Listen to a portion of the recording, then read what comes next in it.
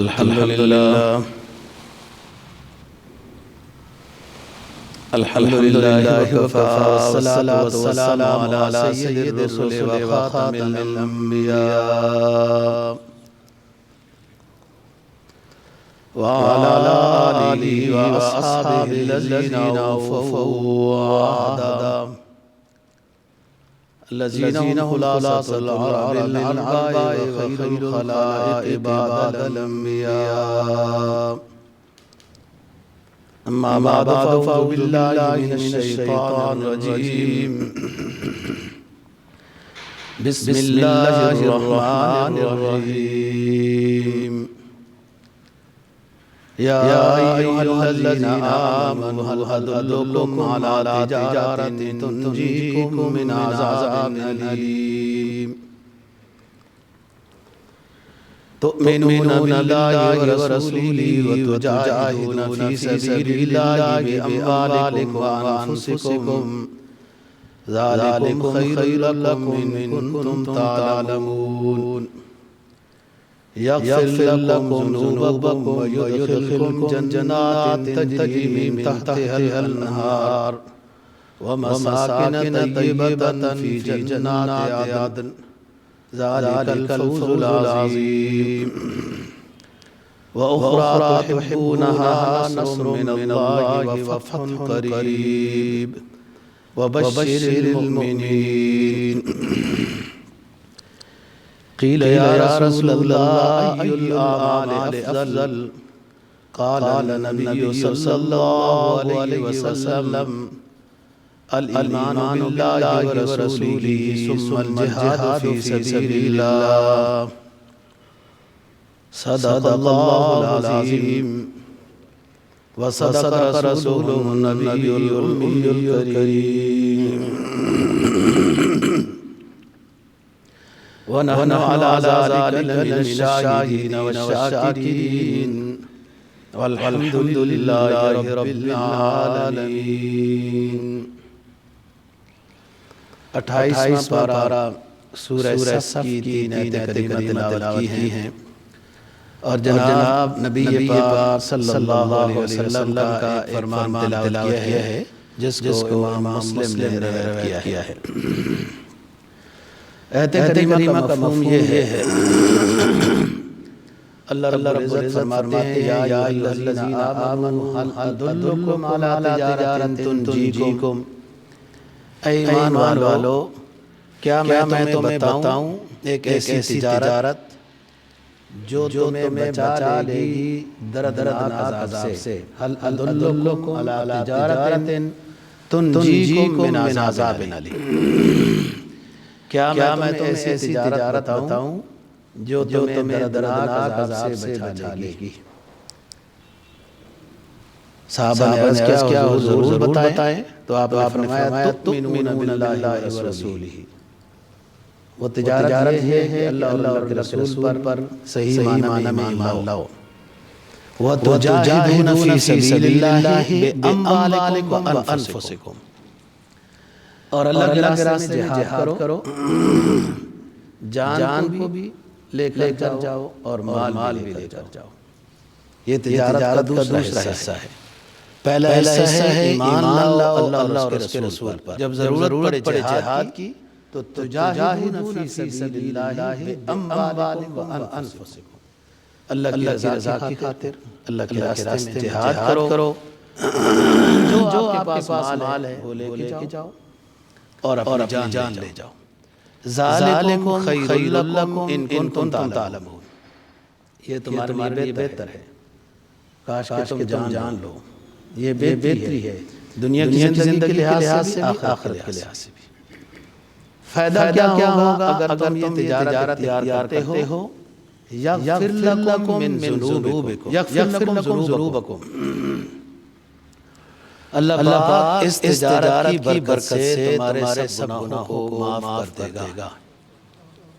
وَيُدْخِلْكُمْ جَنَّاتٍ تَجْرِي مِن تَحْتِهَا الْأَنْهَارُ. ایسا قبول کرے گا تمہارے گناہوں کو معاف کرنے کے بعد تمہیں ایسے باغات میں ایسی جنت میں داخل کرے گا جس میں نہریں جاری ہوں گی وَمَسَاكِنَ طَيِّبَةً فِي جَنَّاتِ عَدْنٍ، پاکیزہ رہائش گاہیں ہوں گی جنت عدن میں۔ عدن کیا ہے ابھی بتاتے ہیں، ذالک الفوز العظیم۔ اگر آپ نے تجارت یوں کی، اللہ کی طرف سے یہ انعام مل گیا، ذالک الفوز العظیم، یہ بہت بڑی کامیابی ہے آخرت کے لحاظ سے۔ وَأُخْرَى تُحِبُّونَهَا، نصر من اللہ وفتح قریب، ایک اور بھی ہے خوشخبری، وہ دنیا کے لحاظ سے اللہ کی مدد و نصرت اور فتح تمہارے ساتھ شامل رہے گی۔ وَبَشِّرِ الْمُؤْمِنِينَ، اے نبی اس تجارت کو کرنے والوں کے لیے خوشخبری سنا دیں، ایسے مومنین کے لیے خوشخبری سنا دیں۔ تجارت کیا ہے؟ تؤمنون باللہ ورسولہ، اور نبی پاک صلی اللہ علیہ وسلم سے پوچھا گیا کہ اعمال جتنے نیکیوں والے اعمال صالح ہیں ان میں سب سے افضل عمل کون سا ہے؟ آپ نے فرمایا الایمان باللہ ورسولہ، سب سے پہلے تو اللہ رسول پر ایمان لانا سب سے افضل عمل ہے، اور پھر اس کے بعد ثم الجہاد فی سبیل اللہ، جب ضرورت پڑے جہاد فی سبیل اللہ ہے۔ اب عید کی طرف آتے ہیں، هل ادلکم علی تجارت تنجیکم من عذاب علیم، ایسی تجارت ہے جو دردناک عذاب سے بچا لے گی۔ اس تجارت میں نقصان کا خطرہ نہیں ہے۔ ایک نقصان ہے جو بندے کے اپنی طرف سے ہو سکتا ہے، اور وہ یہ کہ جہاد کر رہا ہے لیکن نیت ٹھیک نہیں ہے، اللہ کی رضا نہیں ہے، یہ اس کے اپنی طرف سے نقصان ہو سکتا ہے۔ اگر یہ اللہ کی رضا کی خاطر جہاد فی سبیل اللہ کرتا ہے تو تجارت فائدہ یقینی ہے۔ تؤمنون باللہ ورسولہ وتجاہدون فی سبیل اللہ باموالکم وانفسکم، اپنی جان کے ذریعے سے بھی جہاد کرو، مال کے ذریعے سے بھی۔ یہاں قید نہیں لگائی، جان کتنے فٹ ہونی چاہیے، کتنا وزن ہونا چاہیے، کتنا ہونا چاہیے، اور مال کی بھی قید نہیں لگائی کہ 100 روپے ہونا چاہیے، 200، 2000، 2 لاکھ ہونا چاہیے۔ یہ اب کسی کی اپنی توفیق ہے کہ کتنا اس کا بس ہے۔ ہاں، نبی پر جہاد فرض نہیں، عورتوں پر فرض نہیں، بچوں پر فرض نہیں، مریض پر فرض نہیں، معذوروں پر اپاہج، پاؤں کٹا فرض نہیں۔ اور ایک وقت ایسا آتا ہے کہ مسلمانوں پر مشکل ہو تو سب پر فرض ہو جاتا ہے کہ کم از کم عورتیں کھانا پکا دیں گی، کچھ تو کر لیں گی، کچھ تو مدد ہو جائے گی۔ تو بِأَمْوَالِكُمْ وَأَنفُسِكُمْ، جس کی توفیق ہے اس لحاظ سے اللہ کے راستے میں مال خرچ کرے۔ ذَلِكُمْ خَيْرٌ لَكُمْ إِن كُنتُمْ تَعْلَمُونَ، اگر تم جان لو تو یہ تمہارے لیے بہتر ہے۔ یغفر لکم ذنوبکم، جیسے جہاد کیا، جہاد شروع ہو گیا، نقد انعام پہلا یہ ہے کہ تمہارے سارے گناہوں کو معاف کر دیا جائے گا، یہ پہلا انعام ہے۔ اور دوسرا وَيُدْخِلْكُمْ جَنَّاتٍ تَجْرِی مِن تَحْتِہَا الْأَنْہَارُ، اللہ جنت میں داخل کرے گا، اس میں نہریں ہیں، باغات ہیں۔ وَمَسَاكِنَ طَيِّبَةً فِي جَنَّاتِ عَدْنٍ، عدن ایک لفظ ہے عربی کا، اسی سے معدن کہتے ہیں ہیرے جواہرات کے مرکز کو۔ یہ کھانے نکل کولے کی کان نکل آئی، ہیرے جواہرات کے جو کان ہوتی ہے اس کو عربی میں معدن کہتے ہیں، اور وہ جس کو ملتا ہے اس کا طریقہ ہوتا ہے دنیا کے لحاظ سے۔ خمس حکومت کو دینا ہے، کیا کرنا ہے، بعض ساری حکومتیں لے لیتی ہیں۔ یہاں آخرت کی بات ہو رہی ہے۔ وَمَسَاكِنَ طَيِّبَةً فِي جَنَّاتِ عَدْنٍ، جہاد کی برکت سے تمہیں پاکیزہ رہائش آخرت میں ملے گی جنت عدن میں۔ اور عدن کا ترجمہ بتا دیا جو ہیرے جواہرات زمرد یاقوت وغیرہ کا جو مرکز ہے وہ جنت عدن ہے۔ ذالک الفوز العظیم، یہ بڑی کامیابی ہے۔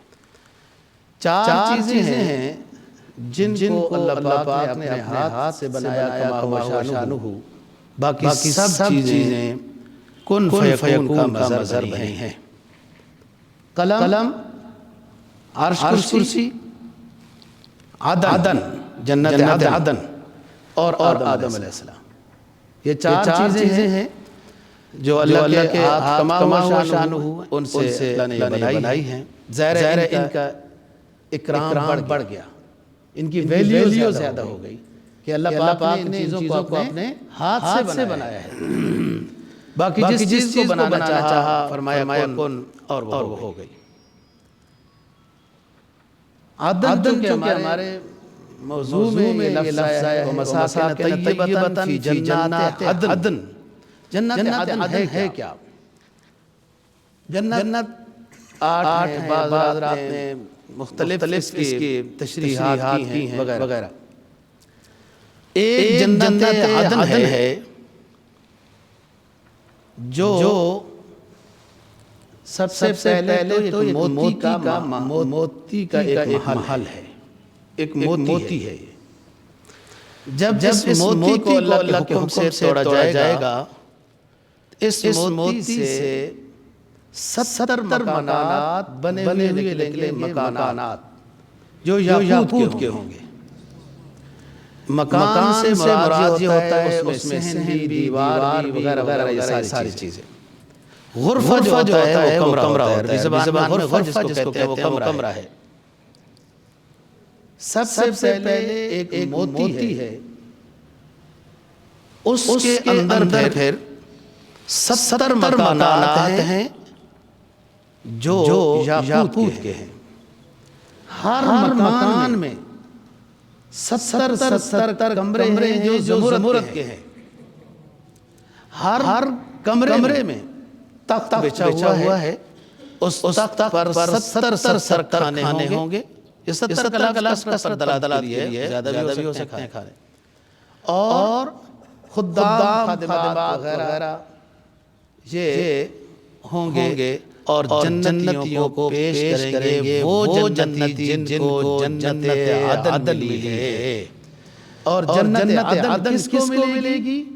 جس نے ایمان لایا اللہ رسول پر وَتُجَاهِدُونَ فِي سَبِيلِ اللَّهِ بِأَمْوَالِكُمْ وَأَنفُسِكُمْ، اس نے جان بھی خرچ کی ہے اور مال بھی خرچ کیا ہے جہاد فی سبیل اللہ میں، قتال فی سبیل اللہ میں۔ قتال جہاد کا تو جہد ہے۔ اب یہاں سے آپ گاؤں بھی جاتے ہیں تو محنت تو مشقت تو ہے، تو دنیا میں مطلب کے لحاظ سے جہاد کمانا ادھر لے آتی ہے، کوشش ادھر بھی ہو رہی ہے۔ جہاد فی سبیل اللہ سے مراد دشمنوں کے مقابلے میں قتال فی سبیل اللہ ہے۔ وَمَسَاكِنَ طَيِّبَةً فِي جَنَّاتِ عدن، ذَلِكَ الْفَوْزُ الْعَظِيمُ، یہ بڑی کامیابی ہے، یہ آخرت کی کامیابی ہے مجاہد کے لیے۔ وَأُخْرَىٰ تُحِبُّونَهَا نصر من اللہ وفتح قریب وبشر دنیا۔ اب ووٹ آ رہے ہیں تو نصر من اللہ وفتح قریب کے نعرے آپ سنیں گے، ہر کوئی اپنے آپ اس نعرے کو مستحق سمجھتا ہے۔ فرمایا دنیا میں بھی دیں گے، مجاہد کو دنیا میں بھی دیں گے۔ اخری تحبونہا، اور بھی ہمارے پاس ملتے ہیں، اس میں اللہ کی مدد ہے، تمہیں فتح بھی ملے گی، مال بھی ملے گا، حکومت بھی ملے گی، بڑی بڑی زمینیں بھی ملیں گی، باغات بھی ملیں گے۔ وہ مسجد نبی کی بوریہ نشین، وہ جب اٹھیں گے اللہ اکبر لے کر، نعرہ اللہ اکبر لے کر جب اٹھیں گے مسجد نبی کی بوریہ نشین، تو کیسر و کسریٰ کے تخت ان کے پاؤں کے نیچے نظر آئیں گے۔ اخری تحبونہا نصر من اللہ وفتح قریب، یہ اشارہ ہے کہ فتح مکہ نصیب ہو جائے گا، فتح خیبر نصیب ہو جائے گی۔ بعد میں جو ہمارے خلاف تبوک میں آئے تھے روم اور فارس، یہ غلامی کرتے نظر آئیں گے۔ کیا ہوا؟ کیوں غلامی کرتے نظر آئے؟ کہ تم نے تجارت ایسی اختیار کی ہے تؤمنون باللہ ورسولہ وتجاہدون فی سبیل اللہ باموالکم انفسکم. دنیا میں تو مال بڑا تھوڑا سا بندہ خرچ کرتا ہے، اللہ جو عطا کرتا ہے وہ کئی گنا.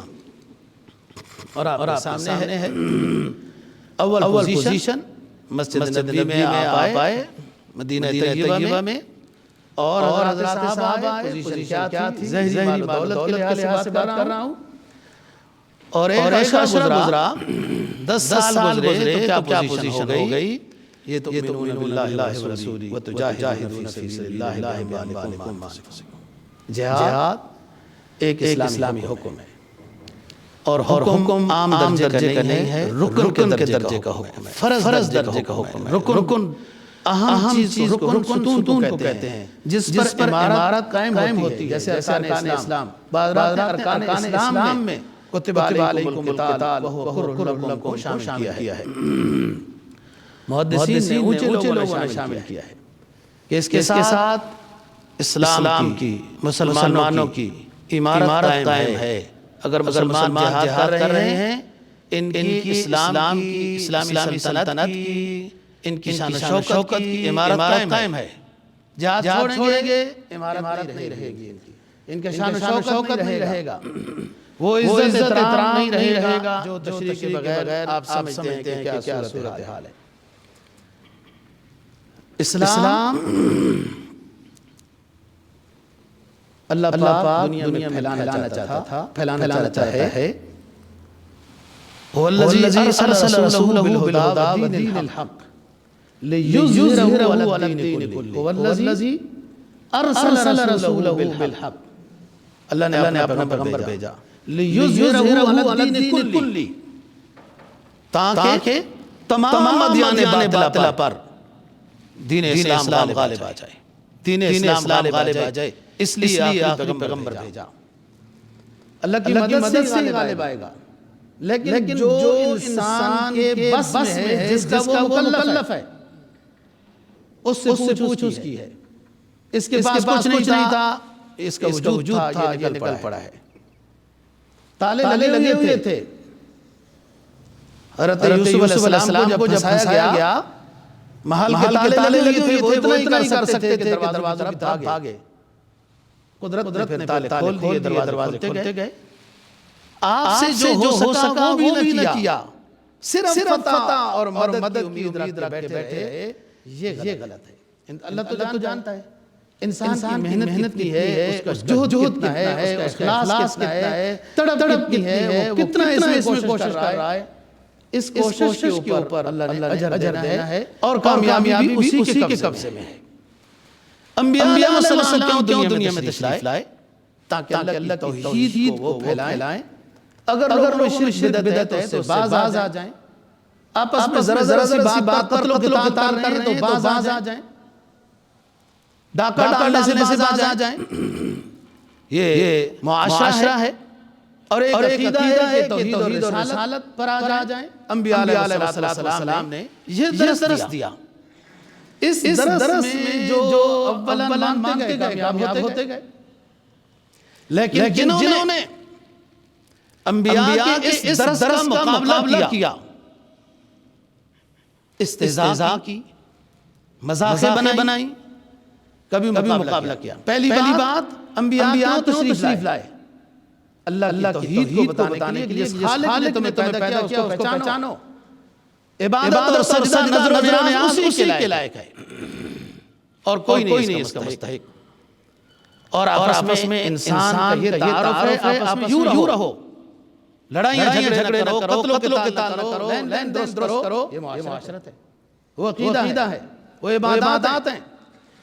اس مشن کے مقابلے میں، اس کاز کے مقابلے میں جو لوگ مانتے گئے کامیاب ہوئے، جو نہیں مانے چپ کے رہے ٹھیک ہے. اب یہاں سے گڑبڑ شروع ہوتی ہے کہ ایک تو لوگوں نے نہیں مانا. ایک غلطی تو یہ ہے، یہ اللہ کی برگزیدہ ہستیاں ہیں. ایک تو نہیں مانا، اور دوسرا استہزاء کرنے لگ گئے، مقابلہ کرنے لگ گئے. تکلیف دینے لگ گئے، جو ان سے ہو سکا، قتل ہی ہو سکتا تھا، اوجری پھینک سکتے تھے، کبھی آرے سے کاٹ سکتے تھے، کبھی کیا مشکلیں انبیاء علیہ السلام پر آئیں۔ انبیاء نے بات کون سی کی؟ کوئی کلہاڑی تو نہیں ماری تمہیں، تمہارے گھروں پر قبضہ تو نہیں کیا، دعوت دیئے دعوت اللہ، اس خالق کی طرف بلایا، واللہ یدعو الی دار السلام، اس خالق کی طرف بلایا ہے جس نے تمہیں پیدا کیا ہے اور معاشرت سکھائی ہے۔ اس پر ناراضگی کی کیا بات ہے؟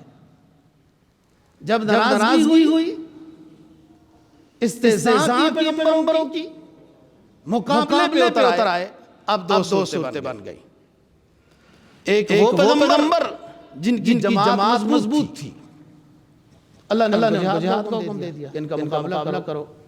ابتدا شرارت کی، کفر کی طرف سے ہوئی، پیغمبروں کی ناقدری کی، استہزاء کیا اور تکلیفیں بھی دی۔ دو جماعتیں ہو گئی، ایذا پہنچانے والے جو، پیغمبروں کی مذاق کرنے والے جو، تکلیف دینے والے جو ہیں، ان کے مقابلے میں جو پیغمبر دو طرح کے ہیں۔ یا ان کی جماعت مضبوط تھی، ان کی جہاد کا حکم ہوا، یا جماعت مضبوط نہیں تھی تو قدرت نے اپنی صفت قہار کو بروئے کار لایا، برداشت نہیں کیا۔ جنہوں نے اللہ کے پیغمبروں کی استہزاء کی، مقابلہ کیا، طرح کی تکلیفیں دیں، یا تو جہاد کا حکم نازل ہو گیا اگر یہ جماعت مضبوط تھی، اور اگر جماعت تھوڑی تھی تو پھر اللہ نے خود ان کا بندوبست کیا جو پیغمبروں کی استہزاء کرنے والے تھے۔ قرآن کہتا ہے، فرمایا فَكُلًّا أَخَذْنَا بِذَنبِهِ فَمِنْهُمْ مَنْ أَرْسَلْنَا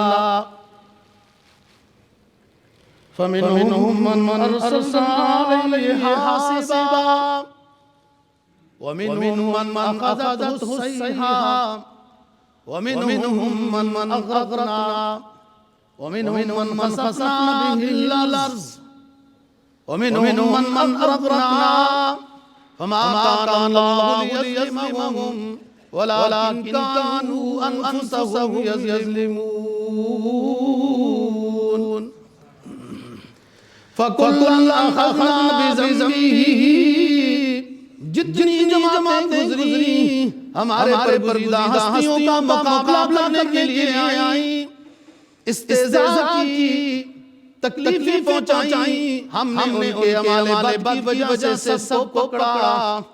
فَكُلًّا أَخَذْنَا بِذَنبِهِ فَمِنْهُمْ مَنْ أَرْسَلْنَا عَلَيْهِ حَاصِبًا۔ بعض جماعتیں ایسی ہوئی جو پیغمبروں کی تعلیمات اور پیغمبروں کا استہزاء کر رہی، ان پر برسائے۔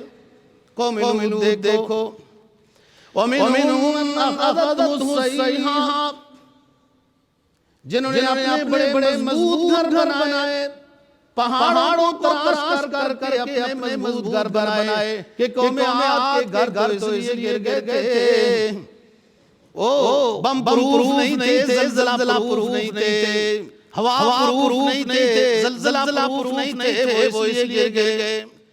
وَمِنْهُمْ مَنْ أَخَذَتْهُ الصَّيْحَةُ، جنہوں نے اپنے بڑے مضبوط گھر بنائے، پہاڑوں کو کراش کر کے ہم نے آواز دی، سارے بل گئے، ہلاک ہو گئے۔ وَمِنْهُمْ مَنْ أَغْرَقْنَا وَمِنْهُمْ مَنْ خَسَفْنَا بِهِ الْأَرْضَ، اور بعض ایسے جو بڑے غرور سے چلتے تھے، ہمارے پاس تو سیم و زر کے ڈھیر ہیں، بڑے مال والے ہیں، چابیاں، ایک مضبوط جماعت، قارون کے خزانے کی چابیاں، ایک مضبوط جماعت قارون کے خزانے کی چابیاں اٹھایا کرتی تھی۔ اس شخص کے غرور کا کیا حال ہوگا؟ ادھر اللہ کا متوجہ ہوا، فَمِنْهُمْ مَنْ خَسَفْنَا بِهِ الْأَرْضَ، ہم نے آڑ دیا زمین کو، زمین چر گئی، پھٹ گئی، قارون بم اپنے خزانہ لایا کہ زمین میں دست قیامت تک جائے گا۔ وَمِنْهُمْ مَنْ أَغْرَقْنَا، ادھر دیکھو موسیٰ علیہ السلام کے مقابلہ کرنے والا، انا ربکم الاعلیٰ دعویٰ کرنے والا فرعون، 400 سال جس حکمرانی ہے، 400 سال میں کبھی سر پہ درد نہیں ہوا، آج دریا کی موجوں نے اس کے اپنے لپیٹ میں لیا، وَمِنْهُمْ مَنْ أَغْرَقْنَا، پانی سے غرق کیا، کبھی کسی کو مچھر سے غرق کیا، کبھی کس سے، جب ہمارا غضب متوجہ ہوا تو ادھر دیکھو اللہ کا پیغمبر حضرت نوح علیہ السلام، اس کی پوری قوم جن 950 سال میں تیار ہوئی، وہ 84 ہے، صرف 84، ہم نے ان کو کشتی میں بٹھا کے بچا لیا، اور جو پوری دنیا میں کفر و شرک پھیلا ہوا تھا، جب ہمارا نام نہیں لیتے تو دنیا میں رہنے کی اجازت نہیں ہے، سب کو غرق کر دیا، پانی میں غرق ہو گیا۔ بات یہ کر رہا ہوں، پیغمبروں کی استہزاء کی گئی، مقابلہ ہوا، تکلیفیں جو ان سے ہو سکتا تھا وہ کسر نہیں چھوڑتے تھے، لیکن مقابلے میں جب پیغمبر کے پاس افراد کم تھے تو اللہ نے یہ کام خود کیا ہے۔ پھر وَمِنْهُمْ مَنْ أَغْرَقْنَا، قوم عاد ہے، قوم سمود ہے، قوم لوط ہے، قوم شعیب ہے، اور حضرت نوح علیہ السلام کی حیثیت فرعون، یہ سب ہوا۔ یہ وہ لوگ ہیں جو پیغمبر کی بات سننا ہی برداشت نہیں کر سکتے تھے۔ بات تو لوگ کرتے رہتے ہیں، وہ جیسے ہمارے ملکوں میں جمہوری حکومتوں میں رائے کی آزادی ہے، اور رائے کی آزادی جو غلط باتیں کریں ان کو کچھ نہیں کہا جاتا، جو حق بیان کرے اس کو روک دیا جاتا ہے۔ رائے کی آزادی کیا ہے؟ اسلام ہی نہیں بندہ بیان کر سکتا۔ تو بات یہ کہ بات ہو رہی ہے اللہ کو مانو، آپ کا دل نہیں چاہتا نا مقابلے میں کیوں آتے ہو؟ جب مقابلے میں آئے اللہ نے پھر حکم عذاب نازل کیا ہے۔ اب دوسرے پیغمبر نبی پاک صلی اللہ علیہ وسلم اور پیغمبر ہیں جن کو جہاد کا حکم ہوا کہ قوم نے بات نہیں مانی، علاقے سے نکال دیا، ٹھیک ہو گیا، مدینہ میں رہنے لگ گئے، اطراف کے لوگ مسلمان ہونے لگ گئے، ایک اسلامی حکومت بن گئی، بس ٹھیک ہے، لیکن پھر بھی شرارتوں سے باز نہیں آئے، تجارتیں کر رہے ہیں، اس نیت کے ساتھ تجارتیں کر رہے ہیں کہ مسلمانوں کو مدینے میں جا کے ختم کرنا ہے۔ تو پھر یہ سنتے رہنا چاہیے یہ بات، کیا ہمارا ایمان اور غیرت تو برداشت کر لے، چلو بات ہی کرتے دو، لیکن پیغمبر اللہ کے بعد سے بڑا غیرت مند ہوتا ہے، سب سے بڑا غیرت مند رسول پاک صلی اللہ علیہ وسلم فرمانے اللہ پاک ہے، اس کے بعد سب سے بڑا غیرت مند میں ہوں۔ وہ ہمارے لیے تجارت کرتے ہیں اور مسلمانوں کو مدینہ میں مٹانا چاہتے ہیں، ہم تجارت قافلے کو روکیں گے، یہی وجہ ہوا کہ غزوہ بدر ہوا ہے۔ کہ آپ ہمیں اتنا کمزور سمجھائے، مدد تو اللہ کی آتی ہے، ایمان بھی ہونا چاہیے، یہ انسان کے بس میں ہے، مال و دولت کا زیادہ ہونا انسان کے بس میں نہیں ہے، ایمان کا مضبوط بنانا یہ انسان کے بس میں ہے، کہ جب اللہ کا حکم جو اللہ کا حکم، جس وقت اللہ کا حکم جیسے اللہ کا حکم آیا ہم ماننے کے لیے تیار ہیں، یہ ہے ایمان۔ یہ غزوہ بدر اس لیے ہوا، رسول پاک صلی اللہ علیہ وسلم سے جب جہاد کی اجازت ہو گئی نا جی، جہاد فرض ہو گیا 2 ہجری میں، صحابہ کرام پوچھتے تھے یا رسول اللہ ای العمل احب الی اللہ، پوچھا گیا یا اللہ کے رسول اللہ پاک کو کون سا عمل زیادہ پسند ہے تاکہ ہم وہ بجا لائیں؟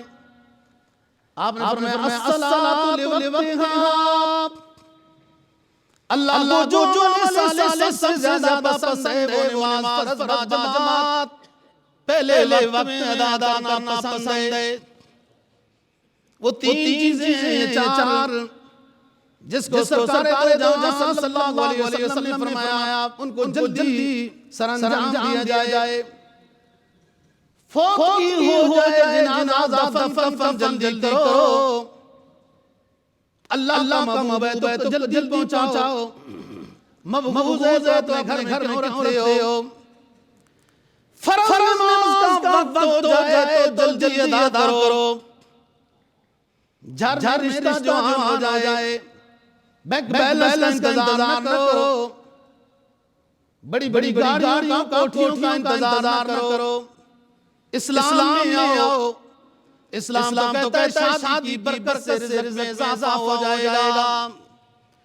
او مسلم تو اپنے نوجوان اولاد کی جوانی کو گزار دیتا ہے، جوانیاں گزر گئیں، 35 سال ہو گئے، 40 سال ہو گئے، اب رشتوں کے لیے دعائیں کی جا رہی ہیں، وظیفے جا رہے ہیں، منتیں مانی جا رہی ہیں، جبکہ بچوں کی جوانی کو یہ والدین گزار بیٹھے ہیں۔ فرمایا نماز وقت میں جلدی ادا کرو، میت ہو جائے تو جلدی کفن کرو، اور اگر گھر میں رشتہ جوان ہو جائے تو جلدی اس کا بندوبست کرو، رازق تم نہیں ہو، رازق نیلے چھت والا ہے، وہ رزق بندوبست کرے گا۔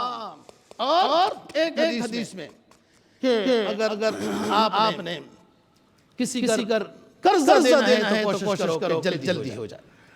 فرمایا العمل احب الی اللہ والرسول، اے اللہ کے رسول اللہ پاک کو عمل زیادہ پسند ہے۔ قال النبی صلی اللہ علیہ وسلم الصلاۃ لوقتها، اللہ کو سب سے زیادہ پسند ہے کہ میرا مومن بندہ نماز با تکبیر اولا اول ٹائم میں ادا کرے۔ پوچھا گیا حضور پھر کیا پسند ہے؟ فرمایا بر الوالدین، والدین کی فرما برداری خدمت گزاری کرنا پسند ہے۔ پوچھا گیا اللہ کے رسول اور اللہ کو کیا پسند ہے؟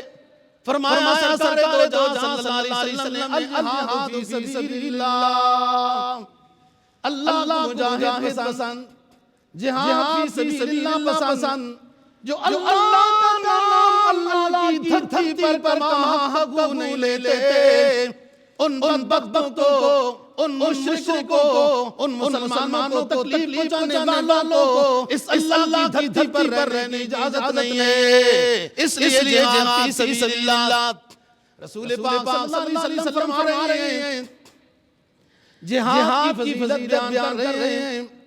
فرمایا من قاتل فی سبیل اللہ فوق ناقۃ وجبت لہ الجنہ، جس نوجوان مجاہد نے اونٹنی کے دودھ نکالنے کے وقت جتنا اگر اس نے اللہ کے راستے میں جہاد کیا تو اس نے اپنے لیے جنت واجب کر لی۔ اونٹنی افلا ينظرون الى الابل كيف خلقت، قرآن نے اس کی تعریف کی ہے، ذرا اس کی تخلیق تو دیکھ کیسے پیدا کیا ہم نے۔ دوستو اونٹ جو رکھتے ہیں ان سے پوچھو، اونٹنی کا دودھ نکالنے کا کوئی وقت نہیں ہے، جب چاہیں آپ دودھ نکال لیں۔ ایک دفعہ دودھ نکالا، تھوڑی دیر میں مہمان آ گئے، کوئی گاہک آ گیا، دوبارہ دودھ نکالا، اس درمیان وقفے جتنا جس نے جہاد فی سبیل اللہ کیا، اس نے اپنے لیے جنت واجب کر لی۔ رسول پاک صلی اللہ علیہ وسلم فرماتے ہیں من رضی باللہ ربا وبالاسلام دینا وبمحمد نبیا صلی اللہ علیہ وسلم وجبت لہ الجنہ۔ فرمایا جو شخص اپنے رب پر راضی ہے کہ وہ میرا معبود ہے، جو شخص اسلام پہ راضی ہے، کتنا پیارا اللہ نے مذہب عطا کیا، اتنا خوش ہے کہ اسلام کتنا پیارا اللہ نے بواسطہ رسول ہمیں دین عطا کیا، اور یہ شخص خوش ہے کہ ہمیں اللہ پاک نے کتنا پیارا پیغمبر عطا کیا۔ تین چیزوں پر خوش ہے، من رضی باللہ ربا وبالاسلام دینا وبمحمد نبیا صلی اللہ علیہ وسلم، اللہ پہ رب ہونے پہ راضی ہے، اسلام پہ، دین ہونے پہ راضی ہے، محمد پہ نبی ہونے پہ راضی ہے، جب صدق کے دل سے یہ بات کرتا ہے وجبت لہ الجنہ،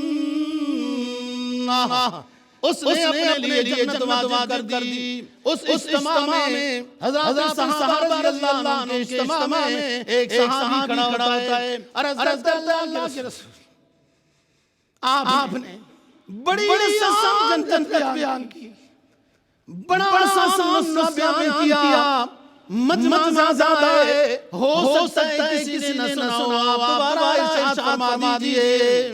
رسول پاک صلی اللہ علیہ وسلم نے دوبارہ ارشاد فرمایا، مجمع میں وہ رونق آئی، ایمانی بشاشت آئی، تبسم آیا، چہروں پہ نور آیا۔ رسول پاک صلی اللہ علیہ وسلم نے فرمایا سنو اخرى، ایک اور بھی اللہ پاک کے پاس انعام ہے، وہ بھی حاصل کرو۔ اخرى یرفع بها العبد 100 درجة في الجنة ما بين كل درجتين كما بين السماء والأرض۔ قيل من هي؟ قيل هي لمن يا رسول الله؟ قال الجهاد في سبيل الله، الجهاد في سبيل الله، الجہاد فی سبیل اللہ۔ تین مرتبہ آپ نے ارشاد فرمایا دوسرا بھی یہ نام ہے اللہ کے پاس کہ اللہ نے جنت میں 100 درجے رکھے ہوئے ہیں، اور یہ 100 ایک درجے اور دوسرے درجے کے درمیان یوں سمجھ لو کما بین السماء والارض، جیسے کہ زمین و آسمان کی مسافت ہے، اتنا بڑا ایک درجہ ہے جنت کا۔ اٹھا ایک صحابی عرض کرنے لگا اللہ کے رسول یہ درجے کس لیے ہوں گے؟ ہی لمن، یہ درجات جنت لمن کس لیے ہوں گے؟ اللہ کے رسول ذرا یہ فرما دیجئے۔ آپ نے فرمایا سنو، الجہاد فی سبیل اللہ، جس نے اللہ کی رضا کی خاطر کفار کے مقابلے میں جہاد کیا، اس کو یہ جنت عطا کی جائے گی۔ جہاد قربانی تو ہے، دیکھو نا لوگ جہاد کے بارے میں مشورہ بھی نہیں کرتے، اتنے ڈرتے ہیں امریکہ سے، جس سے بھی آپس میں مسلمان بیٹھ مشورہ بھی نہیں کرتے جہاد کا۔ اسلام قرآن تو یہ کہتا ہے تم اپنی جگہوں میں اگر جہاد کی تیاری کرو گے تو دشمن ادھر ڈرتا جائے گا، ہم تو اتنے ڈرے۔ جب انسان حدیث میں آتا ہے نا کہ تم بہت زیادہ ہوگے، اسلحہ بھی زیادہ ہوگا، فلاں ہوگا، اور تمہیں دشمن حس و خاشاعت کی طرح کھا جائے گا، غالب آ جائے گا۔ صحابہ نے کہا حضرت ہم تعداد میں زیادہ ہوں گے، اسلحہ بھی بڑا ہوگا، دیکھتے رہتے ہو نمائش، اور یہ کیسے ہے کہ دشمن ہمیں خشخاشات کی طرح کھا جائے گا؟ تو فرمایا کہ جی ہاں وہاں تمہارے اندر آ جائے گا۔ عرض کیا حضور کیا؟ فرمایا دنیا کی محبت، اپنے مکان، اپنا ملک، اپنی جائیداد، اپنا کاروبار، اپنی نوکری، اپنے یہ چیزوں کی محبت دل میں گھس جائے گی، اپنا آرام اور تعیش وہ سامنے ہوگا کہ جب جہاد کیے جائیں گے یہ لوٹ جائے گا، یہ ختم ہو جائے گا، ایمان بنا ہی نہیں نا۔ وہ حافظ صاحب کیا کہتا ہے کہ جہاد کون کرتا ہے، کون نہیں کر سکتا؟ فرمایا ناز پر بردناؤں نبرد دوست، ناز پر بردناؤں نبرد دوست، عاشقی شیوہ زندہ بلا کش باشد، ناز پر بردناؤں، ناز نخنوں میں پلنے والے، آرام و تعیش میں رہنے والے، طرح کی گردوں سر موسموں کے لحاظ سے مشینری سے پیدا ہونے والے، بڑے بڑے کوٹ جبے پہن کر سردیوں کو بھگانے والے، ہیٹر چلا کر سردیوں کو دور کرنے والے، ناز و نخنوں میں پلنے والے، کبھی دوست کا راہ نہیں پا سکتے۔ اس دوست کو چاہنا ہے تو یہ غازی، یہ صحابہ کے لیے کہا اقبال نے، اللہ مغفرت فرمائے۔ وہ جب گئے نا جی دریا میں دریا نے راستہ دیا، جی اور جب پانی مانگا گھوڑے نے کھر مارا چشمہ جاری ہو گیا۔ یہ مجاہدین کی کرامات ہیں، ان کے لیے کہا۔ فرماتے ہیں یہ غازی یہ تیرے پراسرار بندے جنہیں تو نے بخشا ہے ذوق خدائی، دو نیم کی ٹھوکر سے صحرا و دریا سمٹ کر پہاڑ کی ہے بسرائی، دو عالم سے کرتی ہے بیگانہ دل کو، دو عالم سے کرتی ہے بیگانہ دل کو، عجب چیز ہے لذت آشنائی۔ وہ ایک صحابی ہے، ہاتھ میں کھجور کا گوشہ ہے، کھجوریں چند ہاتھ میں لی ہوئی ہیں، رسول پاک صلی اللہ علیہ وسلم میدان جہاد میں بیان فرما رہے ہیں، واضح نصیحت کر رہے ہیں، اور یہ فرماتے ہیں کہ جس نے جہاد کیا اس نے دنیا میں مسلمانوں کو راحت دی، اپنے آپ کو آخرت میں راحت دے گا۔ بیان ہو رہا ہے یہ صحابی جو کھجوریں کھا رہا ہے، کہا حضور میں جاؤں کفار کے مقابلے میں لڑوں، ان کو ماروں، آخر میں شہید کر دیا جاؤں، مجھے کیا ملے گا؟ آپ نے فرمایا اللہ اس کے پیغمبر کی رضا ملے گی، جنت الفردوس ملے گی۔ وہ صحابی چند کھجوروں کو پھینکتا ہے، کہتا ہے یہ کھانے میں دیر لگ جائے گی، پہلے لے جاتا ہوں۔ دو عالم سے کرتی ہے بیگانہ دل کو، عجب چیز ہے لذت آشنائی۔ ان کو پتہ چل گیا معرفت کا، اللہ رسول کا پتہ چل گیا، تو دو عالم چھوڑنا کوئی مشکل نہیں۔ حدیث میں سرکار جہاں صلی اللہ علیہ وسلم فرمان ایک کمزوروں کے لیے، کوچے لوگوں کے لیے، فرمایا قطرتان احب الی اللہ تعالی، دو قطرے ہیں مسلمانوں، دو قطرے اللہ کو یہ دو قطرے بڑے پسند ہیں۔ ایک آنسو کا قطرہ، ایک شہید ہونے والے مجاہد کا قطرہ۔ قطرتان احب الی اللہ ورسولہ، قطرۃ دموع من خشیۃ اللہ وقطرۃ دم تہراق فی سبیل اللہ۔ دو آنکھیں اللہ کو بڑی پسند ہیں، لا یمسہم النار، ان آنکھوں کو آگ نہیں لگے گی، آنکھوں والے کو جان میں نہیں ڈالا جائے گا۔ عین بکت من خشیۃ اللہ، ایک وہ جو اپنے گناہوں کو یاد کر کے روئی، اتنی روئی کہ اللہ کی رحمت نے اس کو آغوش میں لے لیا۔ عین بکت من خشیۃ اللہ وعین باتت تحرس فی سبیل اللہ، اور ایک آنکھ جاگی،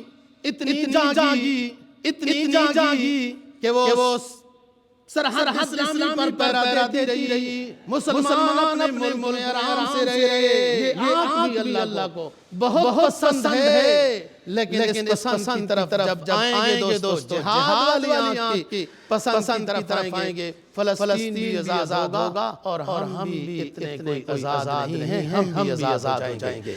سعودی عرب بھی، دیگر اسلامی بھی اتنے آزاد نہیں ہیں، مجھ سے زیادہ بہتر جانتے ہو۔ اور آزادی کا واحد راستہ جہاد فی سبیل اللہ ہے۔ اللہ فلسطین کی مجاہدین کے ساتھ عملاً مدد کرنے کی توفیق نصیب فرمائے۔